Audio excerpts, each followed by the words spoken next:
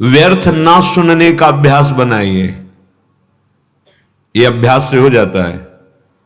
अगर मंत्राकार वृत्ति की अभ्यास है तो एकदम एकाग्र वृत्ति कीजिए, कोलाहल मचा है, बस केवल इतना है कि स्वर गूंज रहा है और अपना मंत्र सुनाई दे रहा, कोई शब्द अपना प्रभाव नहीं डाल पा रहा है। अभ्यास। जो अधिक बोलने का, अधिक सुनने का, प्रपंच का भाव कर लेता है, पूरा जीवन निकल जाता है, अनुभूत कुछ नहीं होता है, कुछ नहीं अनुभव होता है। इसी चमड़े को सजाने संवारने में पूरा जीवन निकल जाता है। बड़ा विनोद का विषय है। शूरवीर कहा करके कायरता का आचरण दिखाना, यह विनोद का विषय है।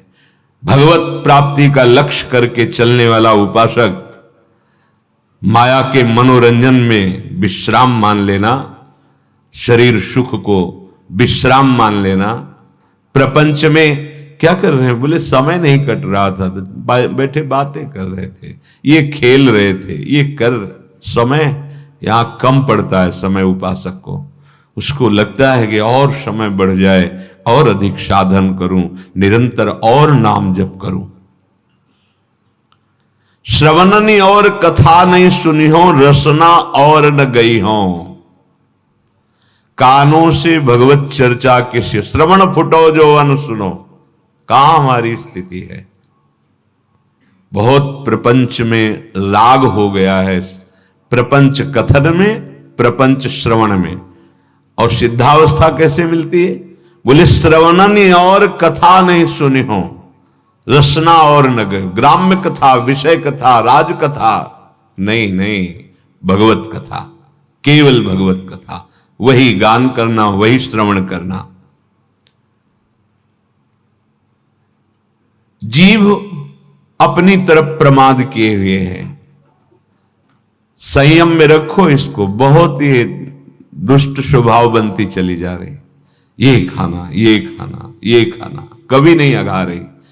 ये नहीं आ रहा कि जब लिखा है राधा नाम सुधा रसम, तो मुझे क्यों नहीं सुधा रस, अमृत रस का अनुभव क्यों नहीं हो रहा? ये कभी चाह नहीं पैदा हो रही। हाँ, आज ये समोसा चटनी, आज ये पदार्थ, आज ये पदार्थ, इस दुष्ट को बढ़ावा देते चले जा रहे हैं। रसेंद्री को प्रमाद युक्त मत कीजिए। उपासक यदि सिद्धावस्था में पदार्पण करने का निश्चय बना लिया है तो रसेंद्री को प्रमाद से बचाइए। जीव को संयम में कीजिए। उचित सात्विक भगवत समर्पित आहार, अल्पाहार।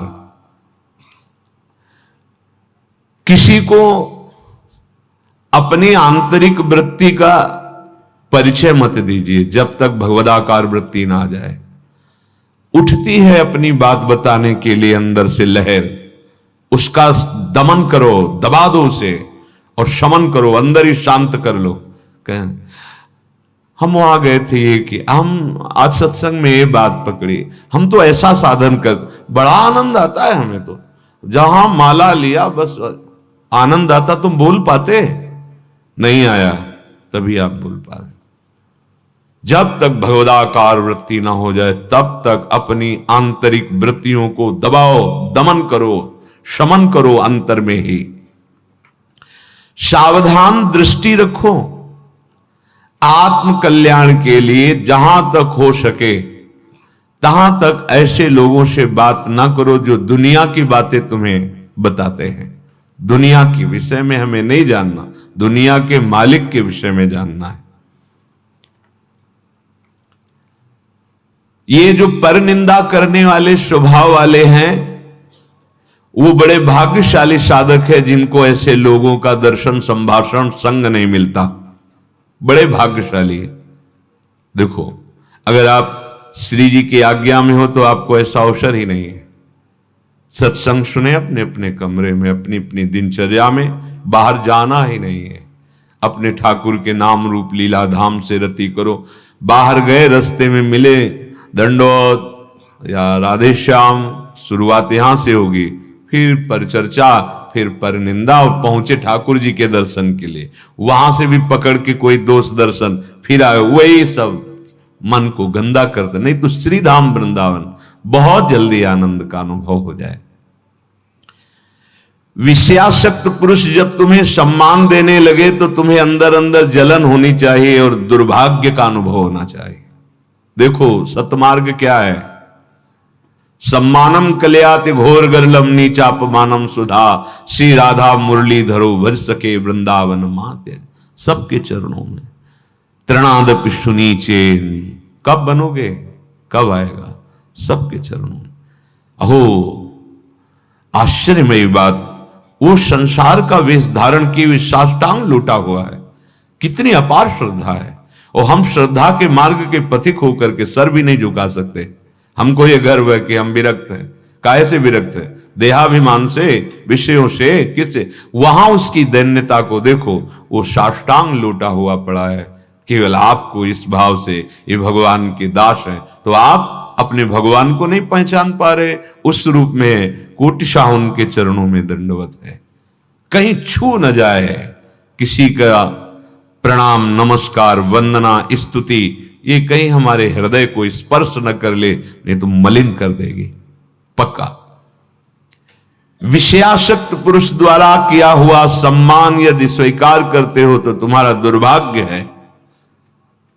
हां, अगर कोई साधु कहता है भगवत मार्ग का कि अहोभाग्य तुम्हारे, बहुत सही, चलो आगे, तो हृदय में आनंदित होना चाहिए कि प्रमाण मिल रहा है कि मार्ग सही है, संत वचन मिल रहे हैं। विषयासक्त पुरुष जब सम्मान देता है और उपासक उसी को बटोरना शुरू कर देता है और सौभाग्य मानने लगता है, तो उसके जीवन से भगवान का महत्व खत्म हो जाता है। जो सत्संग से बना महत्व खत्म, देहाभिमान फिर वही जागृत हो गया, अपना महत्व। गान भले उनका करे, महत्व अपना स्थापित करेगा, नहीं तो चौथी भगत मम गुणगन करे कपट तज गान। केवल भगवत चर्चा मात्र से भगवत प्राप्ति, भगवत चर्चा श्रवण मात्र से भगवत प्राप्ति। कितने ऐसे उदाहरण हैं महापुरुषों के चरित्रों में। जो उपासक निकम्मा पड़ा रहना अपने को समझता है साधना, नहीं, सिद्धों वाले आचरण नहीं करना। उनकी भगवदाकार वृत्ति है। वो खड़े हैं या पड़े हैं, चल रहे हैं या खा पी रहे हैं या विषयी पुरुषों के बीच में भी बैठे, कोई फर्क नहीं पड़ता। कर्माणि श्रुति बोधितानि नितराम कुर्वन्तु कुर्वन्तु मां गूढ़ाश्चर्य रसासृगादि विषयान ग्रहणन्तु मुंचन्तु वा। जिस समय वो बहिर्मुख पुरुषों के पास बैठे हैं उस समय वो भगवदानंद में डूबे हुए, एक एक वृत्ति भगवदाकार है। आप उनका अनुकरण न करें, उनके वचनों का अनुकरण करें जो उनके वचन कह रहे हैं। जो ये समझता है कि अकेला मैं बस पड़े रहना, मांग के खा लिया, तो काम क्रोध लोभ मोह मद मत्सर ये ऐसे नहीं जीते जाते हैं। जीवन में उपासक के हृदय में आराम की तो कोई वृत्ति ही नहीं रह जाती। श्यामा श्याम नहीं मिले तो आराम कैसा, राम नहीं तो आराम कहां, नहीं, तब तक विश्राम। अरे ये बड़ा भारी युद्ध है, बड़े विपक्ष जोरदार हैं, इनको परास्त करना है। ऐसे नहीं कि कमरा ले लिया, पड़े हैं, खा रहे हैं, पी रहे हैं। केवल पड़े भी नहीं रह सकते ना तुम, क्योंकि एक क्षण बिना कर्म किए नहीं रह सकते। शरीर से पड़े हो लेकिन अंदर की विकारग्रस्त वृत्तियां तुम्हें चैन लेने देंगी, तुमसे ऐसे असाधन करा देंगी, वो व्यर्थ जीवन हो जाएगा। इसलिए सदैव भगवत कार्यों में इस शरीर को खूब लगाए रखो। भगवत कार्यों में, जो ये सब भगवत कार्य हैं। अगर आप गृहस्थ में तो सब भगवत कार्य, विरक्त में तो प्रगट के भगवत कार्यों में प्रभु की सेवा संपादन करने के लिए पूरे शरीर की ताकत लगा दो। इसमें प्रमाद स्थिति नहीं। हम केवल भजन को समझते, एकांत बैठे तो भजन हो रहा है। अब देखो क्या हो रहा है, अंदर मनन करके देखो। अब जब हम श्रृंगार करते हैं तो देखो मन बुद्धि पूरा लगेगा, नहीं तो श्रृंगार बिगड़ जाएगा। जरा भी मन हटा तो श्रृंगार परिचय बताने लगता है प्रभु के श्री अंगों का कि आज एकाग्रता पूर्वक प्रियता के भाव से नहीं किया गया है। जरा सी वृत्ति बाहर चली जाए तो आपका श्रृंगार बिगड़ जाएगा। पहले मनन होता है, आज ऐसे फूल बंगला बनाएंगे, आज ऐसी पोशाक होगी, आज ऐसी नथ होगी, आज ये मानसिक हो रहा है। फिर प्रगट में उसमें तन्मयता पूर्वक हो रहा है।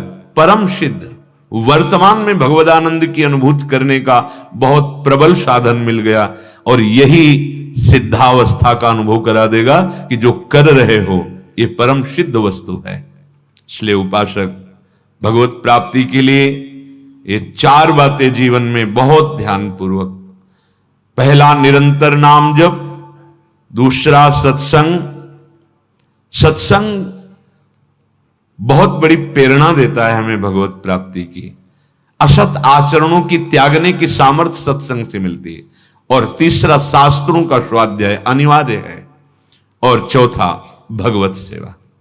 इससे पूर्णता की प्राप्ति हो जाएगी, अर्थात आपकी स्वीकृति हो जाएगी, मैं श्री जी की सहचरी हूं, अनुभूत हो जाए, मैं भगवत दास हूं, मैं भगवान का नित्य सखा हूं, या भगवान मेरे करुणा सिंधु पुत्र हैं, या भगवान मेरे माधुर्य निधि प्रीतम है, पति है। जो जिस भाव से भगवान उसी की परिपक्वता कर देते हैं, उसी को दृढ़ कर देते हैं। उपासक भगवत कृपा से प्राप्त सत्संग से जब ये निश्चय कर लेता है कि अब मुझे इस जन्म में भगवत साक्षात्कार करना है, दृढ़ निश्चय, तो आधी यात्रा तो निश्चय से ही पूर्ण हो गई। अब उसे असाधनों का त्याग केवल करना है। साध्य वस्तु स्वीकृति से अनुभव में आती है, पक्का। जैसे हमारी स्वीकृति अभी नहीं है, स्वीकृति देह की है, स्वीकृति मन और इंद्रियों के साथ भोगों में सुख है, ऐसी है। स्वीकृति ये सत्य है संसार, ऐसा हो गया। तो देखो हमें भास रहा है, सत्य भास रहा है, मैं तू मेरा तेरा अच्छा बुरा। स्वीकृति ये इतना कठोर हृदय कर देती है, भाई भाई की छोटी सी संपत्ति के लिए हत्या कर देता है, इतना कठोर हृदय कर देता है, पूज्य जनों का अपमान निरादर।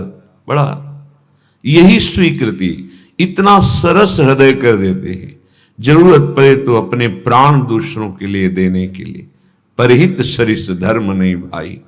परम धर्म की स्थिति स्वीकृति से, परम प्रेम की स्थिति स्वीकृति से। विश्वास कीजिए, स्वीकृति ही हमारी गलत हो गई। आत्मबोध स्वीकृति से ही होता है, भगवत प्रेम स्वीकृति से ही होता है। मेरे प्रिया प्रीतम, बस और कोई नहीं। ये स्वीकृति ही तो है, मेरे तो गिरधर गोपाल दूसरो न कोई। स्वीकृति, पर यह स्वीकृति बहुत दुर्लभ स्वीकृति है। जीवन में जब तक 4 बातें नहीं होंगी तब तक ये स्वीकृति भगवत मार्ग की पुष्ट नहीं होती। सबसे पहले निरंतर गुरु प्रदत्त नाम जप, मंत्र चिंतन। दूसरा, इसकी पुष्टता के लिए सत्संग अति अनिवार्य है, अति अनिवार्य है। सत्संग नहीं तो भजन नहीं बन सकता। भजन न होई संग बिनु। अगर भजनानंदी महापुरुषों का संग नहीं, भजन नहीं बन सकता। पहला, निरंतर नाम जप सदगुरु प्रदत्त, ये दिव्य स्वीकृति के लिए अत्यंत अनिवार्य है। दूसरा, भगवत प्राप्त महापुरुषों की वाणी का अर्थात सत्संग का नित्य श्रवण।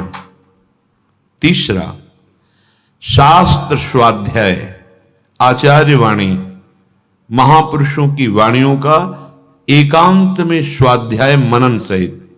और चौथा, सेवा, गुरु सेवा, इष्ट सेवा, परिवार की सेवा, समाज की सेवा, राष्ट्र की सेवा, विश्व की सेवा।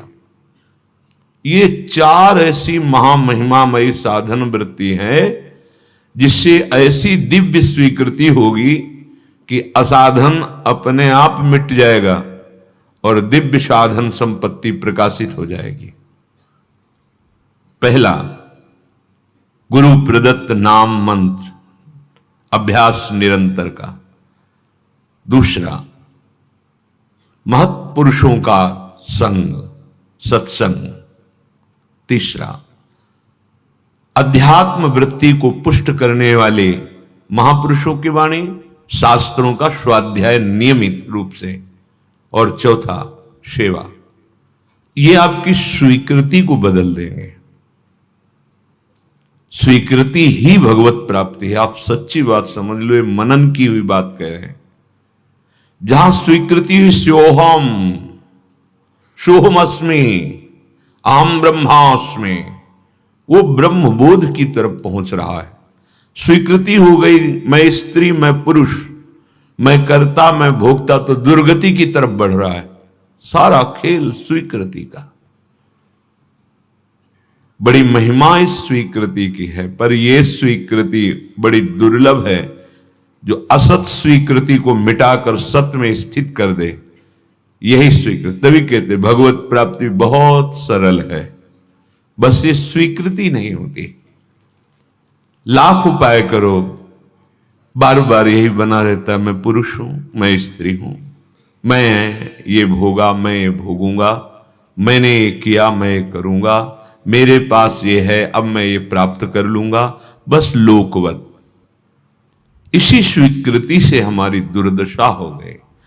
कैसे लोक में हाहाकार मचाए है, माया तांडव किए हैं। राग, द्वेष, ईर्ष्या, मत्सरता, लोभ, मोह, काम, क्रोध नष्ट किए हुए, और उससे वो सुख समझ रहे हैं। माया के दासत्व से मुक्त होना ही नहीं चाहते, स्वीकृति बदलना ही नहीं चाहते। ऐसा प्रभाव कुमति का छा गया है कि सुमति द्वारा स्वीकृति करने की हिम्मत नहीं पड़ रही।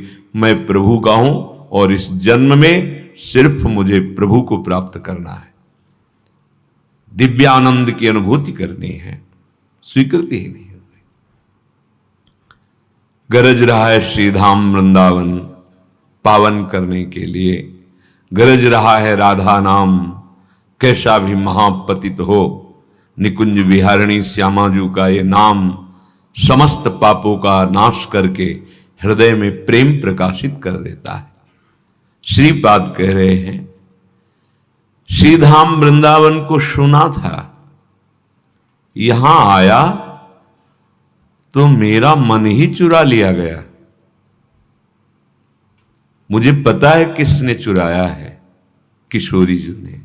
कह रहे वृंदावन गहन वने राधे ममहारितम मनोरत्नम लब्धम त्वयैव नूनम स्मित मधुरम देहि दासोस्मि। बड़ा गहन वन है वृंदावन। जब यहां आया तो मेरा मन रूपी रत्न चुरा लिया गया। उनका मन रत्न है, अपना तो अभी कूड़ा करकट समेटे हुए है। इसे रत्न बनाना होगा। जिसका मन निर्विकार है, निरपेक्ष है, किसी भी तरह की कोई लौकिक पारलौकिक आशा नहीं है, एकमात्र सच्चिदानंद प्रभु में लगा हुआ है, वो मन रत्न है। श्रीपाद ब्रह्मबोध संपन्न महापुरुष हैं। कह रहे महिमा सुनी वृंदावन की आया, इतना गहन वन वृंदावन, यहां खो गया मेरा मन रूपी रत्न, और उसे मानो चुरा लिया गया। किसने चुराया? बोले राधे मम हारितम मनोरत्नम। मुझे पता चल गया, चुराने वाले का पता चल गया। मेरे मन को किशोरी जो ने चुरा लिया है।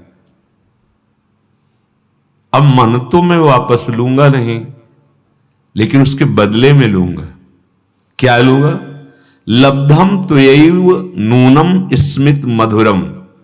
पहली बात, आप हमारे सामने प्रकट हो और मंद मुस्कुरा दे, और फिर देहि दासोष्मी, मुझे ऐसी ठसक दे दीजिए कि मैं आपका दास हूं।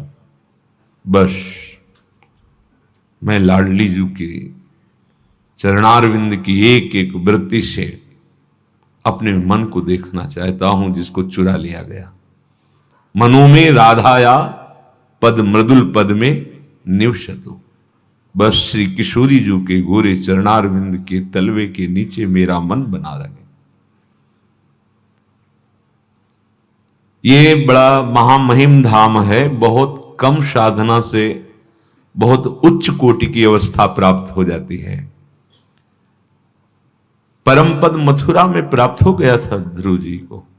जो ध्रुव जी आए, मधुवन आए, मधुपुरी, मथुरापुरी में। ये वृंदावन है, ये महाप्रेम प्रदान करने वाला है। बस जितना समय बचा है, आप सच्ची समझिए, आगे आपको भजन का समय नहीं मिलेगा। वायु दूषित, जल दूषित, भोजन दूषित, संग दूषित, विचार दूषित, किससे भजन करोगे? शरीर अस्वस्थ, मन शरीर आसक्त, कहां भजन? कैसा भजन? केवल खिलवाड़ की बातें होंगी, माया का खिलवाड़। अभी थोड़ा अवसर है, अभी 5000 से कुछ वर्ष ऊपर हुए हैं। 4,32,000 वर्ष की कलयुग की आयु है। अभी थोड़ा समय है, निकल चलो। स्वामिनी जी का कृपा बल हमारे साथ है, हम इस माया पर विजय प्राप्त कर सकते हैं। उपासक, श्रीधाम वृंदावन में आना, श्रीधाम वृंदावन में वास करना, आश्रय लेना, रसिकों का संग करना, इसका लाभ तभी उसे मिलेगा जब वो परिचर्चा न करे। बहुत ध्यान से सुनिएगा।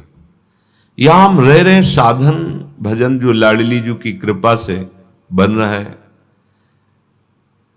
वृंदावन में रहकर जब हम परिचर्चा करते हैं, कहां से हम श्याम की चर्चा करने का आपका व्रत है? बोलेंगे वाणी से तो केवल आराध्य देव के विषय में बोलेंगे, नहीं तो मौन भगवत चर्चा। मौन भगवत चर्चा, यही हमारी वाणी का विषय। बहुत जल्दी लाभ मिल जाएगा। श्रीधाम है, महामहिम, महामहिम भक्ति। यहां प्रेम लक्षणा भक्ति वर्ण करने के लिए बाह फैलाए हुए यहां गलियों में डोलती है। ये वृंदावन है। मोक्ष यहां वर्ण करने के लिए व्याकुल डोलता है।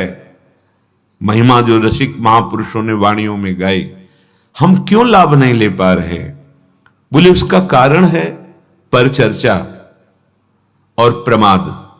प्रमाद, न करने योग्य काम को करना और करने योग्य कार्य को न करना, इसे प्रमाद कहते हैं। परिचर्चा, दूसरों की विषय की गुण दोषमयी वार्ता करना।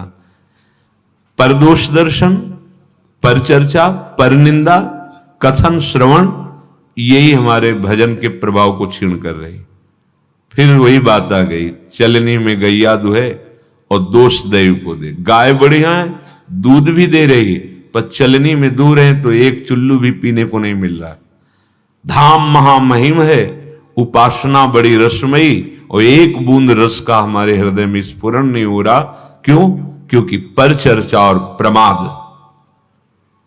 बैठा लो मन में इस बात को। रसना कटो जो अन रटो। क्यों नहीं आप आचार्य चरण की बातें स्वीकार की जा रही? महापुरुषों की व्यर्थ वार्ता क्यों? हम प्राय देखते हैं, बिल्कुल इतनी पीड़ा नहीं कि मेरे कितने मिनट व्यर्थ जा रहे हैं। कभी कभी एक झुलझुलाहट होनी चाहिए, आपको एक जलन होनी चाहिए कि इतना मिनट हम इससे व्यर्थ की वार्ता करते रहे। और वो वार्ता में गुण दोष जरूर आ जाएंगे, किसी की गुण चर्चा और किसी की दोष चर्चा। उपासक दोनों नहीं करता। तात सुनो मायाकृत गुण और दोष अनेक। अनेक गुण या उभय न देखी, देखी सो विवेक। सच्चा गुण यह है कि न गुण देखना है न दोष देखना है। भगवत भाव से सबसे देख के उदासीन, अपनी उपासना में लगे रहना। जिसमें ये दो बातें बनी रहती हैं, उसमें तीसरी बात घमंड प्रकट हो जाती है, अपने में बड़ेपन का, मैं बड़ा हूं। तो उसका परिणाम भय विषाद शोक आ जाता है। वृंदावन में रहते हुए चिंता, भय, शोक, विषाद, या वृंदावन का आश्रय, वृंदावनेश्वरी का आश्रय, और आपके अंदर भय, चिंता, शोक, विषाद। ध्यान दीजिए, फिर ध्यान दीजिए। वृंदावन महामहिम है। अगर मोक्ष चाहिए तो घर घर भटकत मुक्ति बावरी, स्वीकार कर ले कोई। और प्रेम लक्षणा भक्ति तो यहां बाहु पसारे हुए हृदय से आलिंगन करने के लिए तैयार, अर्थात तुम्हारे हृदय में प्रेम लक्षणा भक्ति आने के लिए आतुर है, क्योंकि तुमने धाम का आश्रय वास स्वीकार किया है। पर क्यों नहीं हो रहा? बोले पर चर्चा, पर गुण, पर दोष वर्णन, ये उपासक के लिए बहुत हानिकारक है। और प्रमाद, ना करने योग्य कार्य करना और करने योग्य कार्य में प्रमाद, ये प्रमाद। अगर हमारे अंदर ये दो दोष यहां बढ़ गए तो तीसरा, अपने में बड़प्पन का सम्मान पाने की चाह, अपने में गुणाभिमान, देहाभिमान बढ़ जाएगा। परिणाम भय, विषाद, शोक, चिंता, ये उसके हृदय में आ जाएगी। जहां थोड़ी साधन वृत्ति बढ़ी तो उपदेशक बन जाता है उपासक। ये महापुरुषों के वचन है। उपदेशक तब तक बनने की आवश्यकता नहीं जब तक तुम षड विकार पर विजय प्राप्त करके भगवत साक्षात्कार न कर लो, तब तक उपदेशक बनने का अधिकार नहीं है। जिस वस्तु का स्वाद नहीं चखा उसको बोलने का अधिकार कैसे प्राप्त हो गया? एक बार किसी महात्मा के पास कोई अपने बालक को लेके गया और कहा कि बहुत मीठा खाता है, गुड़ खाता है, आप इसे मना कर दीजिए, आपकी बात मान जाए। बोले 1 सप्ताह बाद आना। जब आए बोले बेटा मीठा मत खाया करो, उससे तुम्हारे पेट में कीड़े पड़ जाएंगे, आधी आधी उससे समझाया। तो उस घर वाले व्यक्ति ने कहा ये बात तो उसी दिन कह सकते थे, 1 सप्ताह क्यों लगाया? बोले क्योंकि मैं भी मीठा खाता था, 1 सप्ताह से छोड़ दिया और आजीवन के लिए तब मैं उपदेश। यह है महात्मा की वृत्ति। हमें भगवत साक्षात्कार नहीं हुआ, हमने अपनी इंद्रियों को अंतर्मुख करके स्वरूपानुसंधान नहीं किया, संसार से वैराग्य नहीं, हम उपदेशक बनकर उपदेश दे रहे हैं तो हमें सम्मान मिलेगा और भ्रष्ट हो जाएंगे। सम्मानम कल्याति घोर गर्णम, ये विष केवल सिद्ध महापुरुष ही पचा सकता है। जैसे भगवान शिव हलाहल विष कुछ नहीं फर्क पड़ा, ऐसे ही जो शिव स्वरूप हो गया है, भगवत स्वरूप हो गया है, वो जो साधक अभी कोई स्थिति नहीं और उपदेशक बन जाता है तो ये उपदेशक की भावना बड़ी उसको निंदनीय स्थिति में गिरा देती है। महापुरुषों के वचन खोखला कर देती है अंदर से। सम्मान, विषय, प्रियता सब घेर लेते हैं। आज लड़ने की सामर्थ्य है नहीं क्योंकि वो स्थिति नहीं आई, भूमिका नहीं आई, वो फिर अंदर ही अंदर वो खोखला हो जाता है।